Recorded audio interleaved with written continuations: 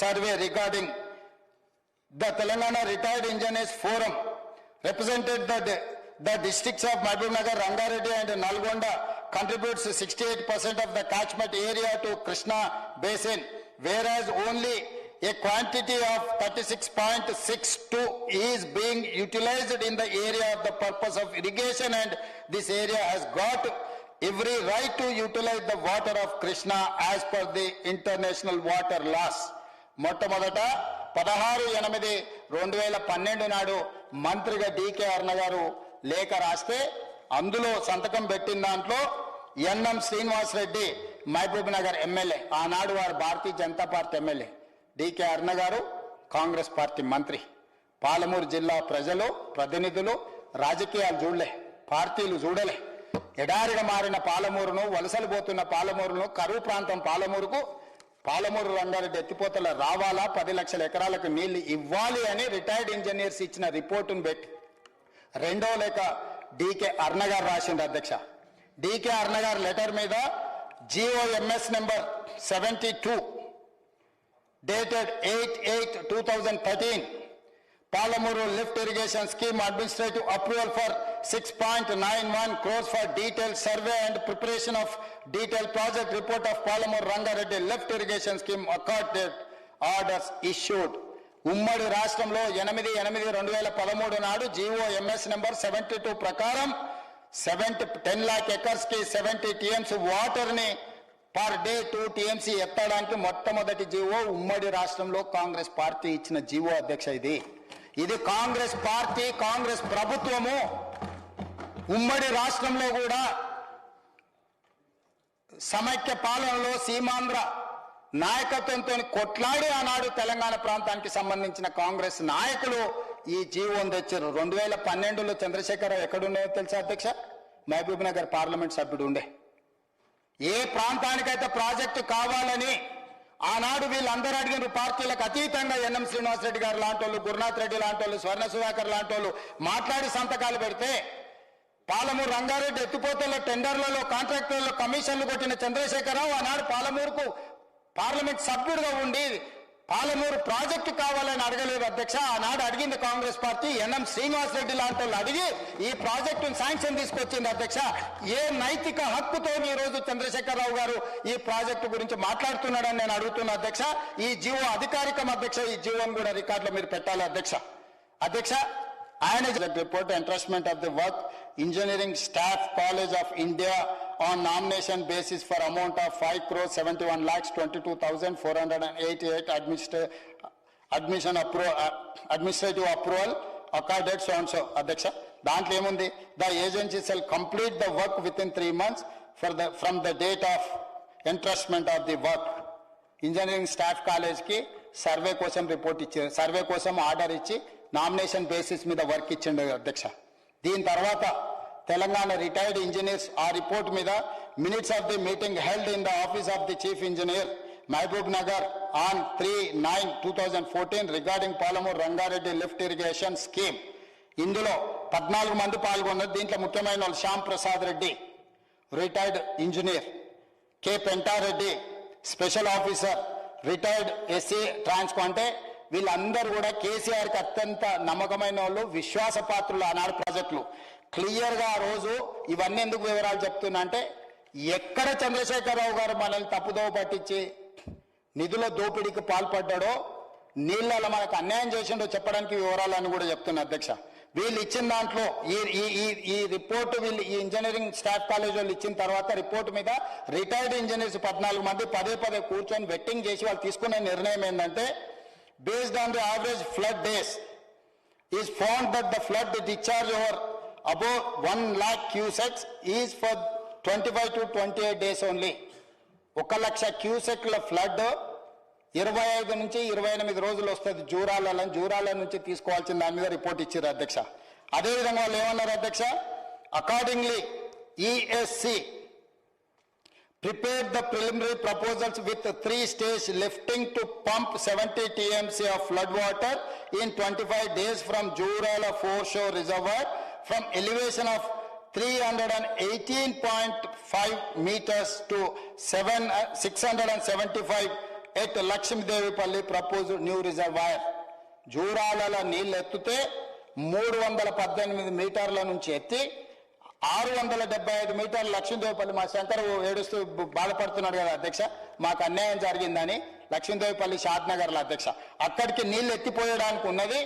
ఇక్కడ 1,00,000 క్యూసెక్ల నీళ్లు 25 నుంచి 28 రోజులకు అందుబాటులో ఉన్నది. దీన్ని 2 టీఎంసీలు పర్ డే ఎత్తుకుంటే సరిపోదు. 2.8 టీఎంసీ నీళ్ళని ఎత్తండి, ఇక్కడి నుంచి ఎత్తండి అని చెప్పి రిటైర్డ్ ఇంజనీర్లతో పాటు నువ్వు అపాయింట్ చేసిన engineering staff college of India engineers అందరు కలిసి ఇచ్చారు. దీన్ని రిటైర్డ్ ఇంజనీర్స్ అందరు కలిసి వెట్టింగ్ చేశారు. వీళ్ళందరూ ఆలోచన చేసి ఎన్ని రోజులు వరద జలాలు ఉంటాయో ఆ వరద జలాలకు సంబంధించి కూడా ఎంత ఎత్తుకోవాలో కూడా వాళ్ళు క్లియర్గా కేటగారికల్గా డైరెక్షన్ ఇచ్చారు. మోటామోటిగా చెప్పుకోవాలంటే రోజుకు 3 టీఎంసీలు ఎత్తుకుంటే 25 రోజులు ఎత్తుకున్నా మీకు 75 టీఎంసీలు వస్తాయి, 70 టీఎంసీలు దాటుతుందని చెప్పి వాళ్ళు ఇయ్యడమే కాకుండా వాళ్ళు సంతకాలు పెట్టి ఇచ్చేది అధ్యక్ష. సంతకాలు లేవని బుకాయించే అవకాశం ఉంటుంది. అందుకే సంతకాలు ఉన్న పేజీ కూడా శ్యామ్ ప్రసాద్ రెడ్డి లాంటి వాళ్ళు అందరూ ఇంజనీర్లు వాళ్ళ సంతకం పెట్టిన మీటింగ్ మినిట్స్ మీకు ఈరోజు చూపిస్తున్న అధ్యక్ష. ప్రతి సందర్భంలో జూరాల నుంచి మార్చమని ఎవ్వరు చెప్పలే అధ్యక్ష. మొట్టమొదట మంజూరు చేసినప్పుడు ఉమ్మడి రాష్ట్రంలో జూరాల నుంచే 70 టీఎంసీల నీళ్లు ఎత్తి 10 లక్షల ఎకరాలకు 7 లక్షల ఎకరాలు మహబూబ్ నగర్లో, 3 లక్షల ఎకరాలు రంగారెడ్డి జిల్లాలో, కొంత నల్గొండ జిల్లాలో ఇవ్వాలని చెప్పి ఆనాడు 70 టీఎంసీలకు 2013లో ఇచ్చిన జీవో కానీ 2014లో చంద్రశేఖరరావు గారు వచ్చినాక సర్వేకి ఇచ్చినాక దాన్ని 2 టీఎంసీలు కాదు 2.8 టీఎంసీలు 25 నుంచి 28 రోజులలో ఎత్తిపోసుకుంటే మనకి 70 టీఎంసీలు వస్తాయని నువ్వు అపాయింట్ చేసిన కన్సల్టెంట్ ఇచ్చిండు. ఆ తర్వాత రిటైర్డ్ ఇంజనీర్లు ఎవరైతే మొట్టమొదటి రిటైర్డ్ ఇంజనీర్లు ఇక్కడ కట్టాలని ప్రతిపాదన ఇచ్చిండ్రో వాళ్ళందరూ 14 మంది కూర్చొని పదే చర్చించి వాళ్ళు సాంకేతిక నిపుణులు అధ్యక్ష. వాళ్ళు ఇంజనీరింగ్ గ్రాడ్యుయేట్స్, రిటైర్డ్ చీఫ్ ఇంజనీర్లుగా, ఈఎన్సీలుగా, ఎస్సీలుగా తెలంగాణ ఉమ్మడి రాష్ట్రంలో తెలంగాణ హక్కుల కోసం పనిచేసిన అధికారులు అధ్యక్ష. అధికారులందరూ కలిసి ఇట్లా కట్టండి అని చెబితే దాన్ని అట్లా కట్టకుండా చంద్రశేఖరరావు గారు సింపుల్ గా దీన్ని శ్రీశైలం మార్చండి అధ్యక్ష. 28/4/2015 నాడు the honourable chief minister instructed source to be shifted from Jurala to Srisailam. నేను ఇప్పుడు అడుగుతున్నా అధ్యక్ష, శ్రీశైలంలో కట్టుకోవడానికి అవకాశం ఉంది, కట్టడానికి అన్ని అవకాశాలు ఉండి కట్టండి అని ఇంజనీర్లు చెప్పిన తర్వాత దీన్ని మార్చి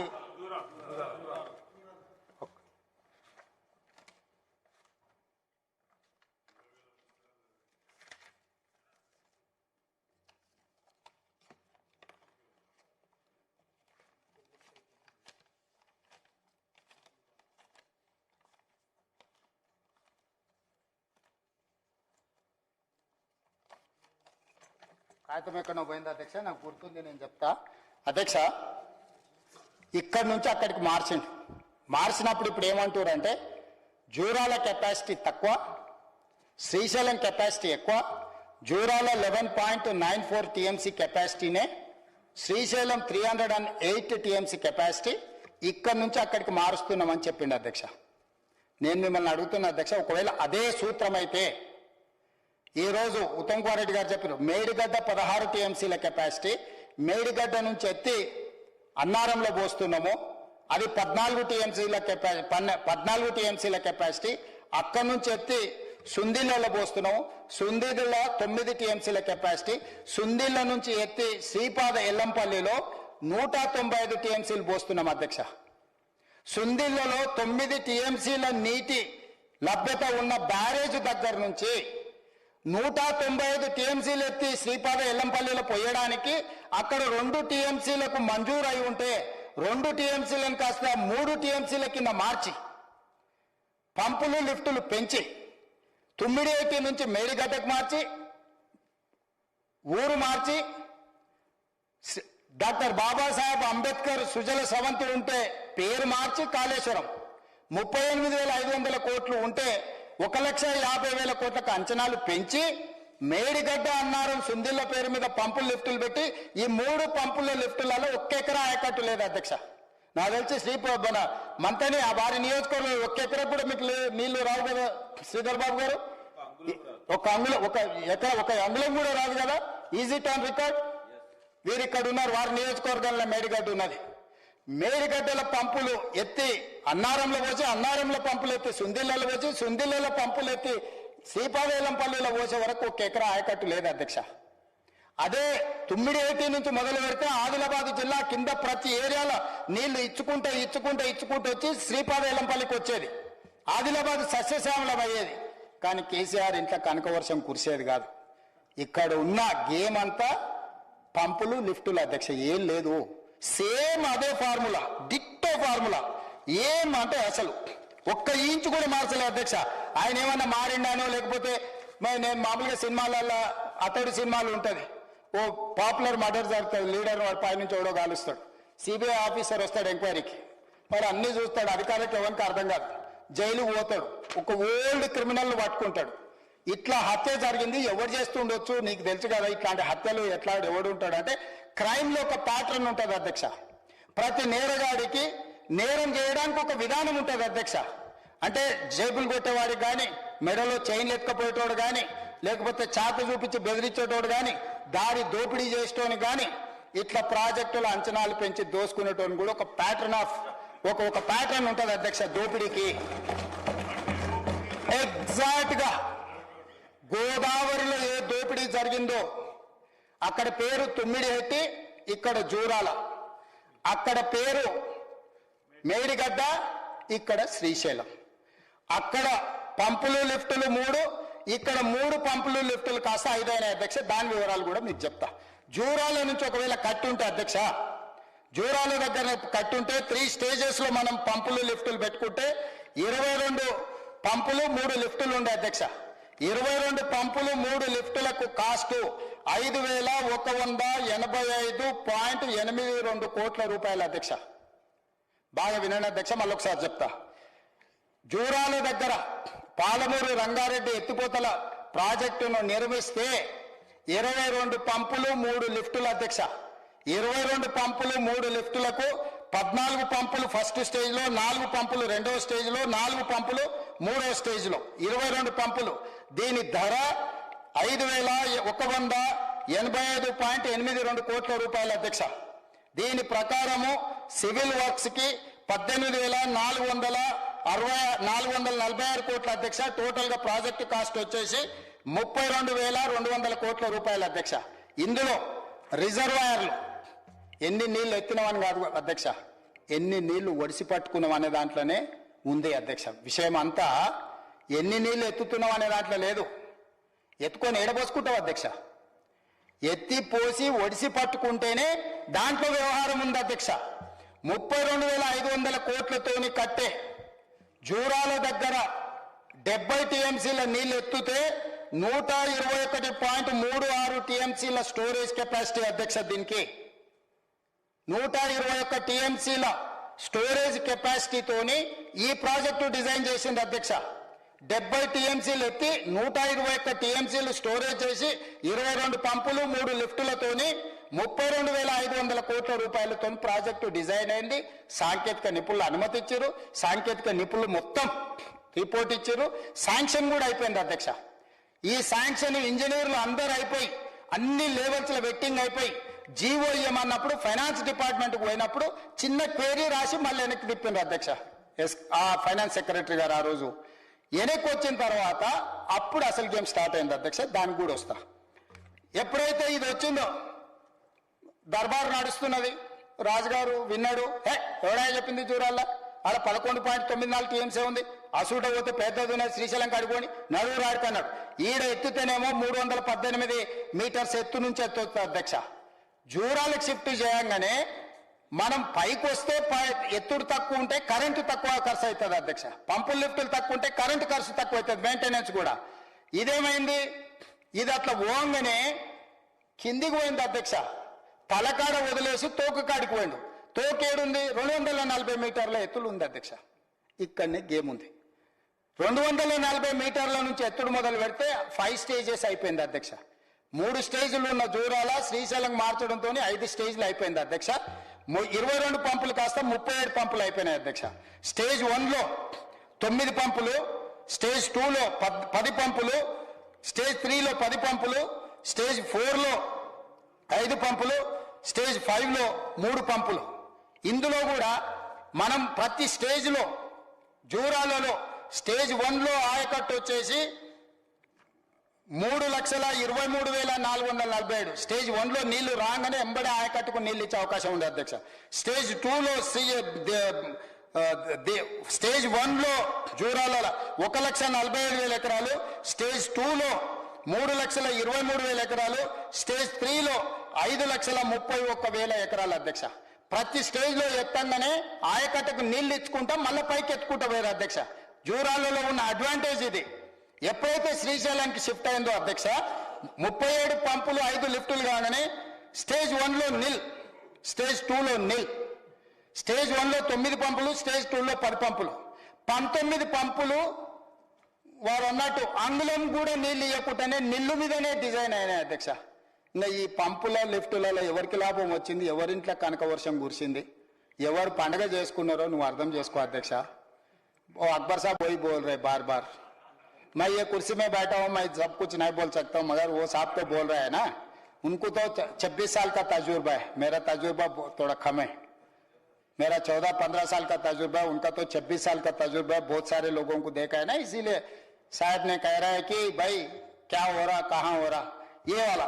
ఇది ఇక్కడ ఎప్పుడైతే 37 పంపులు 5 లిఫ్టులు అయినాయో దీని అంచనా 10,335 కోట్లు అయింది అధ్యక్ష పంపుల లిఫ్టులకు. అధ్యక్ష, జూరాల దగ్గర కడితే పంపులకు లిఫ్టులకు 5,185 కోట్ల అధ్యక్ష. ఇక్కడికి వచ్చే వరకల్లా 37 పంపులకు 10,335 కోట్ల అధ్యక్ష.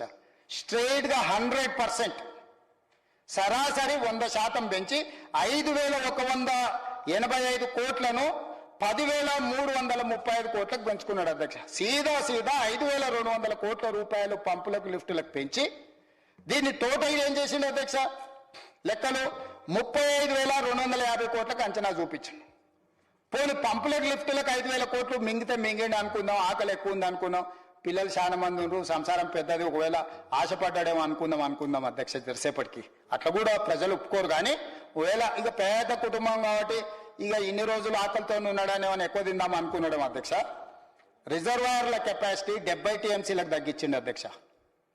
ఎన్ని ఎత్తినమని కాదు అధ్యక్ష, ఈయన ఏమన్నాడు, జూరాలలో నీటి లభ్యత తక్కువ ఉంది, 70 TMCలు ఎత్తుకుంటే మనకు సరిపోదు, శ్రీశైలం పోతే 90 TMCలు ఎత్తుకోవచ్చు, అందుకోసమే శ్రీశైలం పంపించిన అన్నాడు. మరి ఎత్తిన నీళ్లు 90 TMCలు ఎత్తి ఏడబోస్తున్నావు అధ్యక్ష, 70 TMCలే రిజర్వాయర్లు చేసిండు అధ్యక్ష. ఒకవేళ ఇదే జూరాలలో 70 TMCలకు తగ్గించుంటే ఇది ఏ 20,000కో 25,000 కోట్లకో ఈ ప్రాజెక్ట్ కంప్లీట్ అయితే ఈ పాటికి 100% కంప్లీట్ అవుతుండే అధ్యక్ష. ఈ రోజు శ్రీశైలానికి తరలించడం ద్వారా పంపులు లిఫ్టులు పెంచి రిజర్వాయర్స్ కెపాసిటీ తగ్గించి 70 TMCలకు చేసిండు అధ్యక్ష. ఏ రకంగా ఈ రోజు చంద్రశేఖరరావు గారు ఏ మొహం పెట్టుకొని ఉత్తమ్ కుమార్ రెడ్డి గారిని ప్రశ్నిస్తాడు అధ్యక్ష?